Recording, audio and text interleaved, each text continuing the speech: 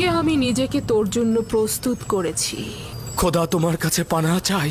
আপনি আমার কাছে কি চাচ্ছেন? খেয়ানত কি?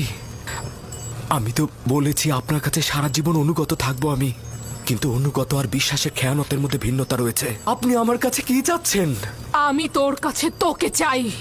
প্রতিদেবতার কাছে আমি বিশ্বস্ত, তিনি আমাকে মহব্বত করেন, তিনি আমাকে উন্নত স্থান দিয়েছেন, তার বিশ্বাসের খেয়ানত করব। আমাকে মহব্বত প্রকাশ করলে তাতে আমি তো খেয়ানতের কিছু দেখছি না। আপনারও আপনার স্বামীর কাছে কৃতজ্ঞতা জ্ঞাপন করছি, কিন্তু তার মানে তো এই নয় আপনার মহব্বতের প্রতিদান দিতে গিয়ে আমি গুনার সাগরে ডুবে। তুই আমার কাছে ঋণী, অবশ্যই তুই আমার মহব্বতের প্রতিদান দিবি। গোলাম হিসেবে তুই বাধ্য আমার আনুগত্য পোষণ করতে। যিনি আপনাদের দয়া আমার উপর বর্ষণে সাহায্য করেছেন তিনি হচ্ছেন আমার খোদা। সে কারণে আমি আপনাদের চাইতে বেশি এবং আপনাদের থেকে পূর্বে তার কাছে ঋণী। আমি নিজেকে ইজ্জতের তুঙ্গ থেকে তুচ্ছ অবস্থানে নিয়ে এসেছি যাতে তোকে হস্তগত করতে পারি। অধিকার ছাড়বো না।